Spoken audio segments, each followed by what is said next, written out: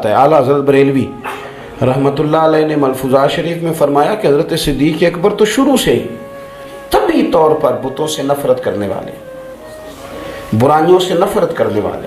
اللہ تبارک و تعالیٰ انہوں نے حضور کی صحابیت کے لیے چنا تھا تو ان کی فطرت کے اندر خیر رکھ دی، ذہن میں طبیعت میں ان کے اللہ تبارک و تعالیٰ نے شر سے بیزاری پیدا کر دی تھی۔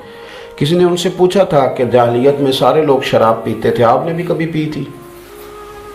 ایک چیز منع ہی نہیں ہے، اس کا چلن عام ہے، رواج اس کا عام ہے، سب لوگ اس کو استعمال کرتے ہیں، تو آپ نے بھی کبھی پی تھی؟ تو حضرت صدیق اکبر کو جو جواب ہے نا وہ بڑا فطری سا ہے، سوچوں کے عین مطابق ہے۔ آپ فرمانے لگے میں وہ چیز استعمال نہیں کرتا جس کو پی کے بیوی اور بہن کے درمیان تمیز ختم ہو جائے، انسان کو یہ سمجھ نہ آئے کہ کس کے ساتھ کیا کلام کرنا ہے، کس کے ساتھ کس رویے سے مجھے پیش آنا ہے۔ تو جو انسان کی عقل کو، شعور کو، غیرت کو، حیا کو لے جائے، وہ چیز تو فطرتاً ہی ٹھیک نہیں ہے۔ تو میں نے جاہلیت میں بھی یہ کام کبھی نہیں کیا، یہ کیا ہی نہیں، اس لیے کہ میری طبیعت کا تقاضا ہی نہیں، میرا ذہن اس کے قریب جا سکتا۔ اس مزاج کے اللہ تبارک و تعالیٰ نے لوگ تیار کر کے سجا سوار کے اپنے محبوب کی بارگاہ کے لیے چنے۔ اعلیٰ حضرت بریلوی رحمۃ اللہ نے لکھا ہے کہ یہ بڑے چھوٹے سے تھے حضرت ابو بکر صدیق، تو ان کے والد گرامی ان کو لے گئے بت خانے میں معاذ اللہ۔ والدین اپنی جو مذہبی ان کے معاملات ہوتے ہیں تو اپنے بچوں کو وہاں وہ لے جانا پسند کرتے ہیں۔ ہمیں بھی یہ چاہیے، ہمیں بھی حکم ہے کہ 7 سال کا بچہ ہو جائے تو انگلی پکڑ کے مسجد میں لے کے جاؤ، اور 10 سال کا ہونے کے باوجود نہ جائے تو سختی کے ساتھ اسے تنبیہ کرو مسجد جانے کی۔ تو آپ کے والد نے بھی جو اس دور کی روایات تھیں جاہلیت میں جو لوگ طریقہ کار اختیار کرتے تھے، تو اسی طریقے کے مطابق انہوں نے بھی آپ کو بت خانے کی طرف رغبت کرائی اور آپ کو لے کر کے وہ بت خانے کی طرف بڑھے۔ جب وہاں گئے نا تو اعلیٰ حضرت بریلوی رحمۃ اللہ تعالیٰ علیہ ارشاد فرماتے ہیں کہ حضرت صدیق اکبر کو چھوڑ کے وہ ذرا باہر نکلے بتوں کے سامنے، تو میں نے کہا کہ طبیعت میں اللہ تعالیٰ نے بیزاری رکھ دی ان کی باطل کے ساتھ، طبعاً بیزار تھے۔ تو بت جو بڑا سامنے کھڑا تھا نا اس کی طرف دیکھا اور پھر ایک روڑا اٹھایا جناب صدیق اکبر، زور سے بت کو مارا تو بت چکنا چور ہو گیا۔ ابھی بچپن کی عمر ہے، چھوٹے، وہ جب گرا دھڑام سے زمین پہ تو والد آئے اور کہنے لگے تیرا بھلا ہو، یہ تو نے کیا کیا؟ تجھے تیری ماں اور لوگ دیکھ لیں گے تو کیا کہیں گے؟ تو آپ کہنے لگے کہ ابا تو لوگوں کی بات چھوڑ، یہ بتا کہ جو اپنی حفاظت نہیں کر سکتا وہ میری تیری کیا کرے گا۔ یہ فکری طور پر جو طہارت ہے ان کی سوچ کے اندر، یعنی کچھ چیزوں کو عقل بھی تو بندے کی نہیں نا تسلیم کرے۔ اب یہ کہنا کہ کیونکہ میری برادری کر رہی ہے تو میں نے کرنا ہے، کیونکہ میری فیملی کا تقاضا ہے تو میں نے کرنا ہے، کیونکہ میرے گھر والے کسی کو کمی سمجھتے ہیں تو میں نے بھی سمجھنا ہے، تو آپ کو نہیں پتہ چل رہا کہ یہ بات درستی نہیں ہے؟ کیونکہ میرا سارا قبیلہ اس رواج کا ہے تو میں نے یہ رواج اختیار کرنا ہے، تو آپ قبیلہ رواج دیکھیں گے تو کمزور پڑ جائیں گے۔ آپ اگر مضبوط اعصاب کے ساتھ، پکے عقیدوں کے ساتھ اور جوان حوصلوں کے ساتھ زندگی گزارنا چاہتے ہیں تو پھر بہت ساری جگہوں پہ بغاوت کرنی پڑتی ہے، بہت ساری جگہوں پہ آپ کو باغی بن کے جینا پڑتا ہے، اس لیے کہ لوگ زندہ وہ ہوتے ہیں جن کا دل، جن کی روح، جن کا عقیدہ مضبوط ہوتا ہے۔ اور جو لوگ یہ دیکھیں کہ مطلب کیفیات کیا ہیں، میرا قبیلہ بھی تھوڑا سا مسئلہ ہے، میرے بچے تھوڑا سا مسئلہ ہیں، تو میری فلانی شاید اور تو ٹھیک ہے، پھر آپ نے بڑے بہانے ڈھونڈ لیے ہیں، پھر بہانوں میں جیے، پھر آپ نے بہت سارے خول اپنے اوپر چڑھا لیے ہیں، پھر ان میں وقت گزارے، پھر یہ کیوں کہتے ہیں کہ مجھے مزہ نہیں آ رہا نماز پڑھنے میں، مجھے لطف نہیں آ رہا دین پر چلنے میں، پھر یہ والا سوال چھوڑ دیں۔ اگر آپ چاہتے ہیں کہ بالکل آپ خالص ہو کے یہاں آئیں تو آپ آئیں تو صحیح، آپ آئیں گے بعد میں رب کی رحمتیں آگے بڑھ کے آپ کا استقبال کریں گے۔ حضرت صدیق اکبر نے غیور بن کے وقت گزارا، غیور بن کے۔ قرآن مجید کی جو آیہ کریمہ میں نے تلاوت کی ہے نا، سورہ آل عمران کی آیت نمبر 181 کا ابتدائی حصہ ہے، فرمایا لقد سمع اللہ قول الذین قالوا ان اللہ فقیر ونحن اغنیاء، فرمایا بے شک اللہ نے سن لیا ہے جن لوگوں نے یہ کہا ہے کہ اللہ فقیر ہے اور ہم غنی ہیں، معاذ اللہ، اللہ نے سن لیا ہے۔ یہ سورہ آل عمران ہے۔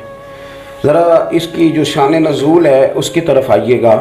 حضرت صدیق اکبر رضی اللہ تعالیٰ عنہ گزر رہے تھے تو یہودیوں کا بڑا رہنما، مقتدا، بڑا عالم، تورات انجیل جاننے والا، وہ نہ بیٹھ کے یہودیوں کو کچھ پڑھا رہا تھا، سکھا رہا تھا، تو حضرت صدیق اکبر توحید پرست، عقیدے کے پختہ، راسخ العقیدہ مسلمان اس کے قریب سے گزرے تو فرمانے لگے، اس کا نام فنحاس تھا، کہنے لگے او فنحاس، تجھے بھی پتہ ہے، تیری تورات میں بھی لکھا ہے، تیری کتابیں بھی جانتی ہیں کہ سچ وہی ہے جو میرے محبوب کریم علیہ السلام ارشاد فرماتے ہیں، جو سید عالم صلی اللہ علیہ وسلم بتاتے ہیں وہ سچ ہے، تجھے پتہ ہے، تو ان لوگوں کو توحید کی دعوت کیوں نہیں دیتا؟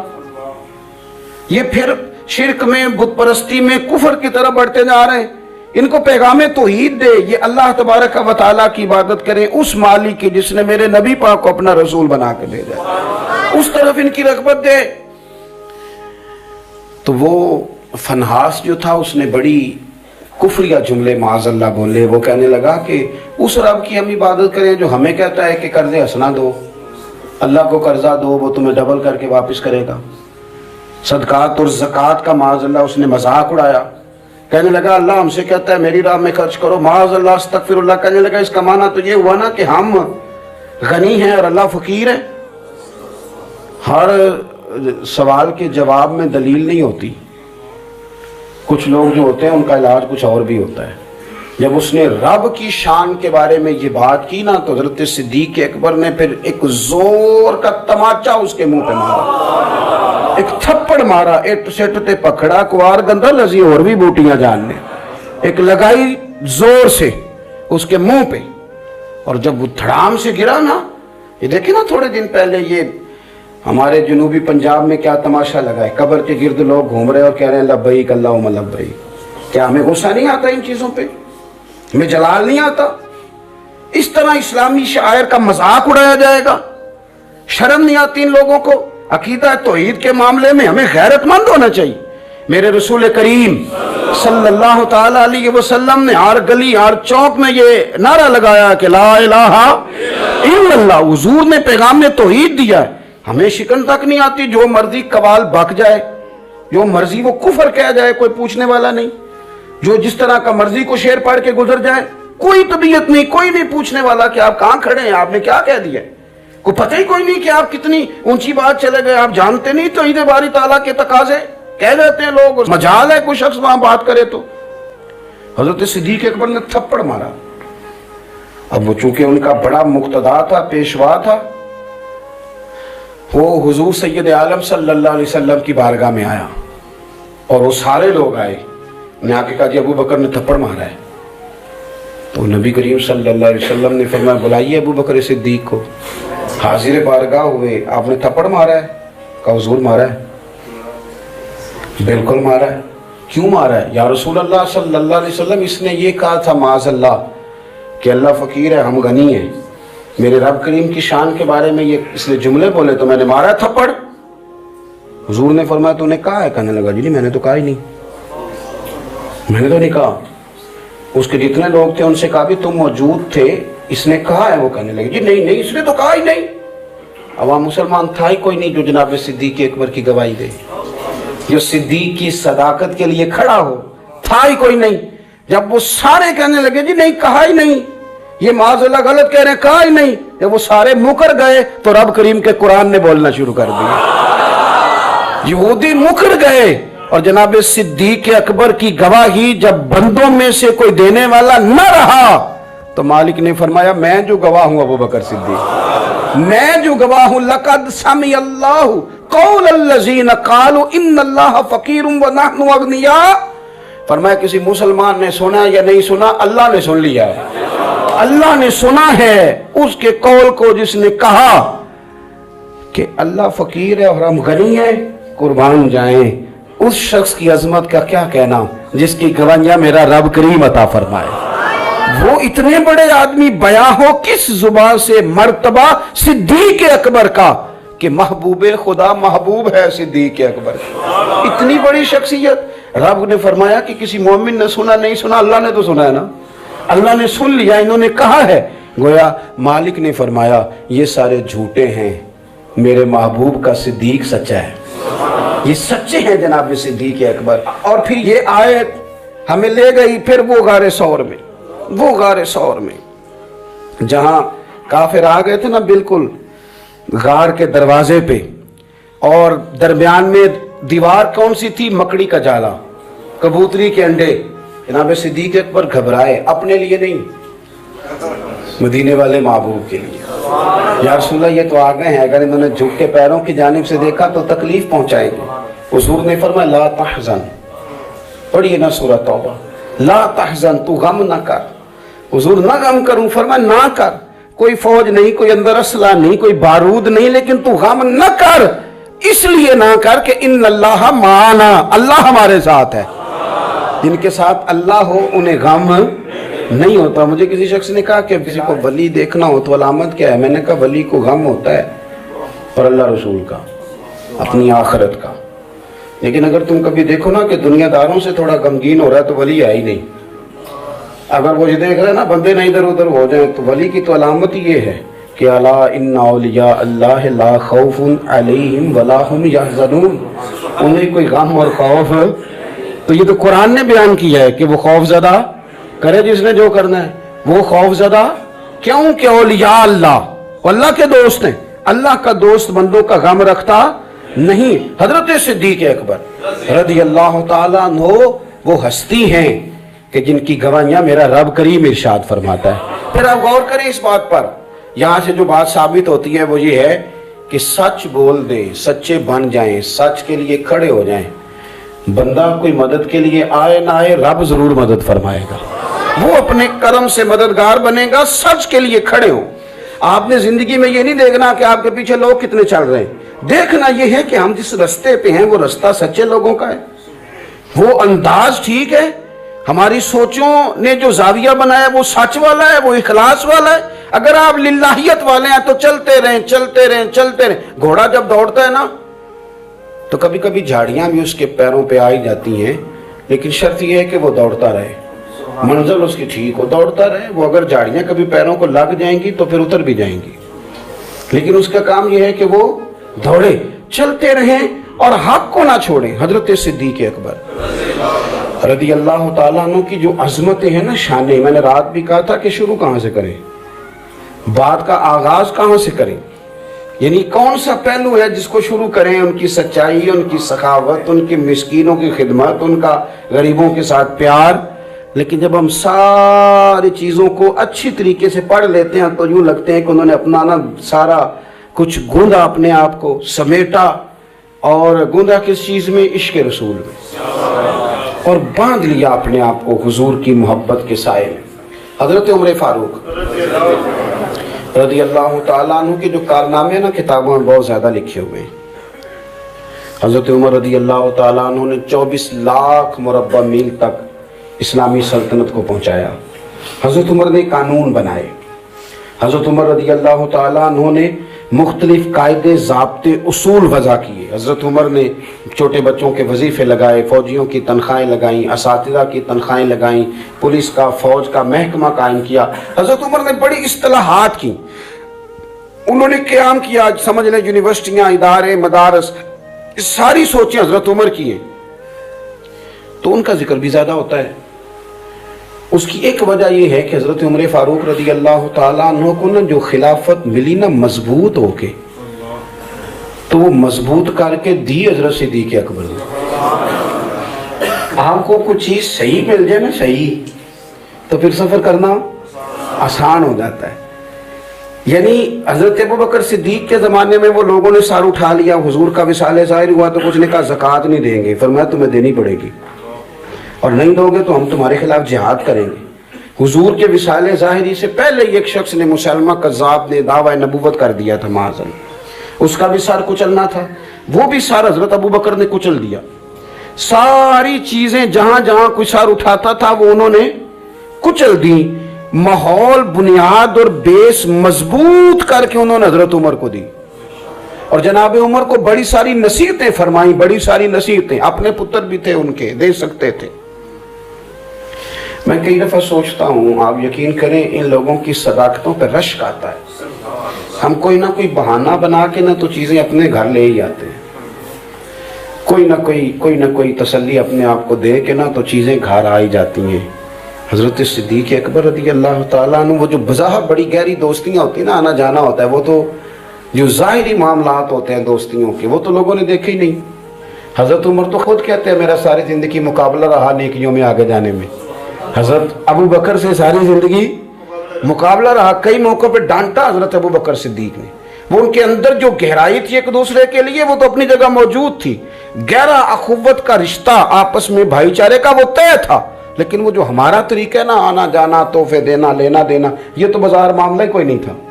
लेकिन उन्होंने खिलाफत तैयार करके, सजा के, सवार के जब हज़रत उमर को दी ना जाते वक़्त विसाल से पहले, तो किसी ने पूछा इतने सख्त आदमी को अमीर बना रहे हो?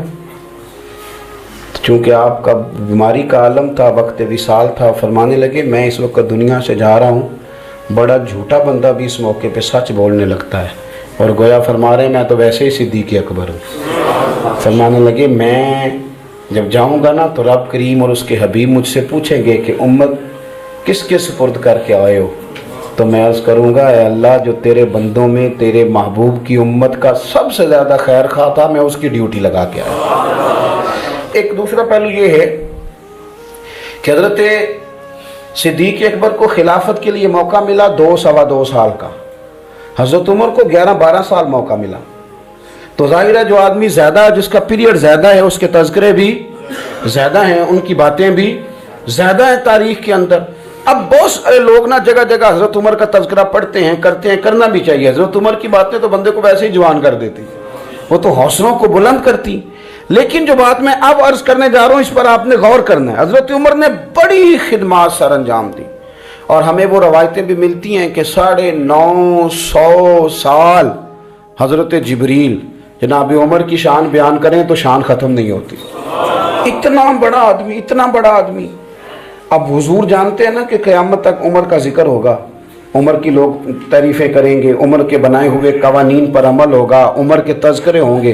तो इस पहलू को भी हुजूर ने नवाज़े कर दिया, इस उन्वान को भी मेरे करीब ने वाज़े किया। आप कभी गौर करें, सैयदा तैयबा ताहिरा हज़रत आयशा सिद्दीक़ा रज़ियल्लाहु ताला अन्हा कहती हैं हुजूर का ना सर मेरी गोद में है और आसमान पे तारे चमक रहे हैं, तो मंजर बड़ा खूबसूरत बना हुआ है।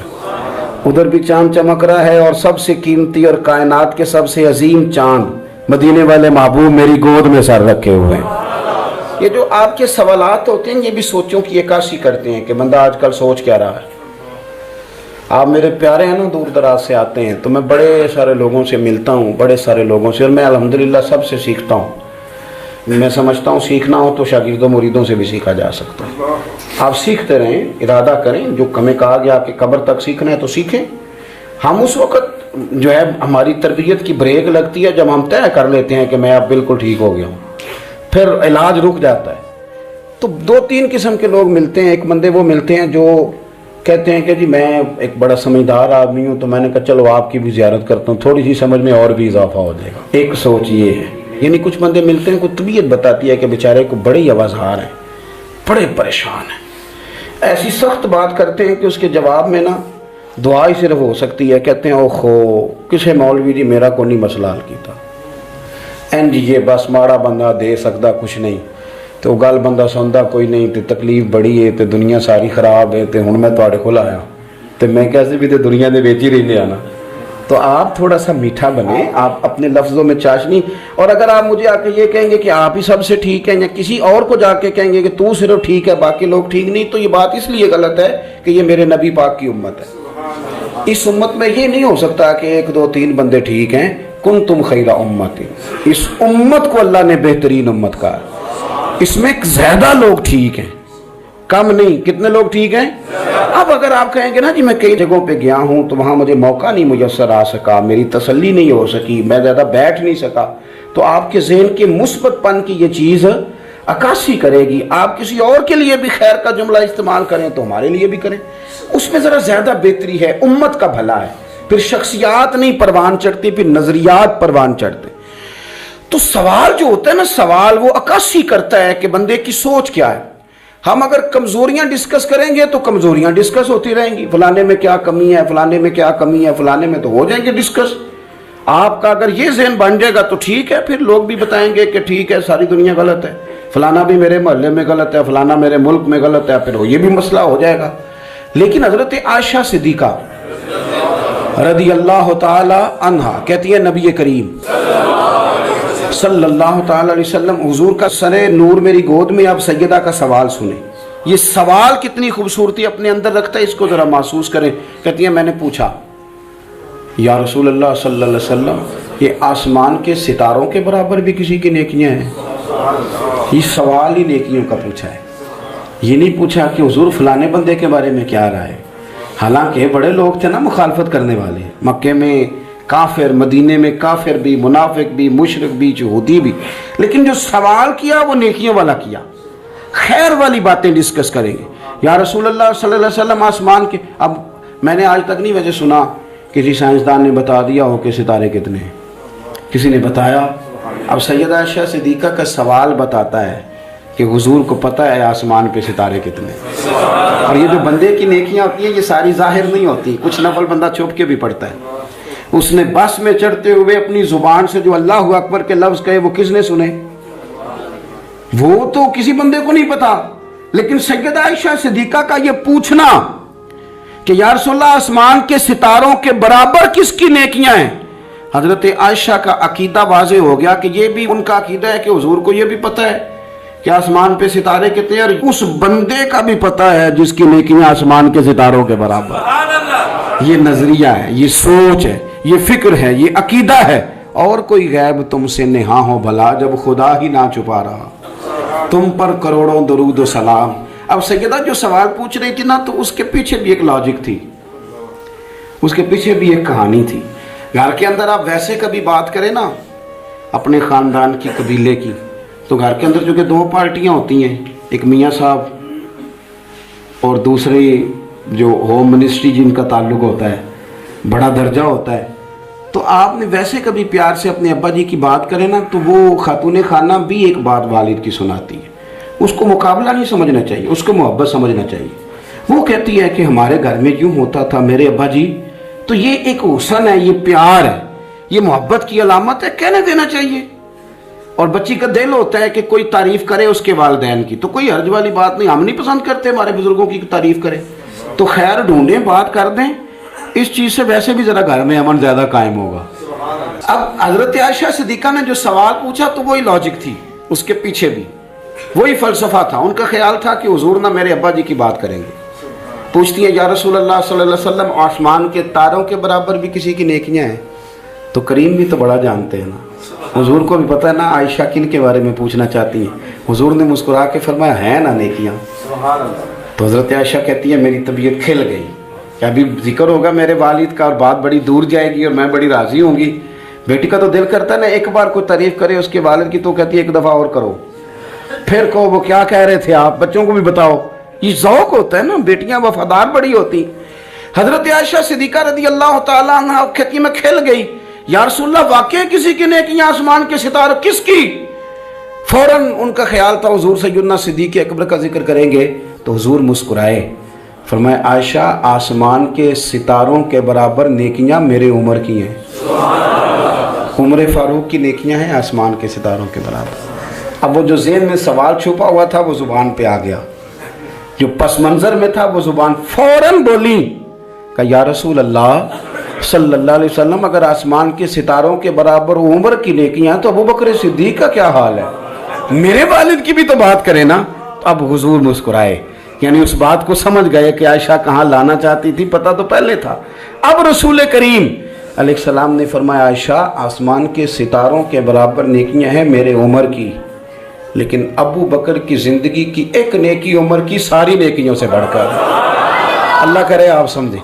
अबू बकर की तुम करो ना उनके 12 सालों की खिलाफत का जिक्र खोल के करो, तुम जनाब उमर के कवानीन की बात करो तो खोल के करो। तुम कहो कि हजरत उमर ने इनकलाब बर्पा किया तो बिल्कुल किया। तुम कहो कि सैयदना फारूक आजम रज़ी अल्लाह तआला अन्हु ने दुनिया को अमन का, सुकून का, गैरत का, जिहाद का, शौक का पैगाम दिया तो बिल्कुल दिया। लेकिन मैं ये ज़हन में रख लेना कि उमर की सारी जिंदगी की नेकियां एक तरफ और सिद्दीक़ अकबर की एक नेकी एक तरफ। एक नेकी वो शारहीन ने बातें की हैं, वो कहते हैं ये जो हुजूर ने नेकी की बात की है तो ये गारे सौर वाली नेकी है। गारे सौर वाली वो जो 3 दिन और 3 रातें जनाब सिद्दीक़ अकबर को मौका मिला ना بٹھا کے اپنے محبوب کو اپنے پہلو میں، جو لوگ کچھ نہیں کرتے وہ بھی کمال ہی کرتے ہیں۔ یہ جو موقع حضرت ابو بکر صدیق رضی اللہ تعالیٰ عنہ، ایک غیرت مند مسلمان، ایک باوقار اور ایک بڑی شخصیت کا نام حضرت ابو درداء رضی اللہ تعالیٰ عنہ فرماتے ہیں، امام ابو نعیم نے اس کو لکھا ہے، فرماتے ہیں حضور صلی اللہ علیہ وسلم نے ایک دن مجھے بلا کے فرمایا، ابو درداء تمہیں کیا ہو گیا ہے؟ یا رسول اللہ حکم کریں۔ فرمایا آج تم گلی سے گزر رہے تھے اور میرے صدیق کے آگے آگے چل رہے تھے، ابو بکر کے آگے آگے چلتے ہو۔ پھر حضور فرمانے لگے نہ کسی پہ سورج طلوع ہوا نہ غروب ہوا جو میرے ابو بکر سے افضل ہو، نہ حضرت مولا علی جیسی ہستی، مولا کائنات حضرت علی المرتضیٰ۔ کسی نے پوچھا آپ نے جناب صدیق اکبر ہی کو خلیفہ کیوں بنایا؟ آپ نے کیوں خلیفہ بنایا؟ انہی ہی کو کیوں بنایا بتائیے؟ تو مولا کائنات کا جواب ہے نا، فہم کے، شعور کے، عقل کے، فراست کے اور فلسفے کے عین مطابق باب مدینۃ العلم فرمانے لگے، حضور نے نا جناب صدیق اکبر کو مسلح دیا تھا، تو جن کو نبی پاک نے ہمارا امام بنایا تو ہم نے پھر انہیں اپنی دنیا کا بھی امام بنا لیا، پھر ہم نے ساری امامتی ان کے حوالے کر دی۔ حضور نے جو انہیں مسلح دیا تھا، نبی کریم نے، اور حضور نے پتہ کیا فرمایا؟ وقت وصال فرمایا لوگوں ابو بکر سے کہو لوگوں کو نماز پڑھائے۔ کسی نے مشورہ دیا کہ بڑے نرم دل والے ہیں، آپ کے خالی مسلح پہ کیسے کھڑے ہوں گے؟ تو نبی کریم علیہ السلام نے فرمایا نماز تو ابو بکر ہی پڑھائیں گے، نہ اللہ نہ اس کے رسول اور نہ مومن ہی گوارا کریں گے کہ میرے مسلح پہ کوئی اور کھڑا ہو۔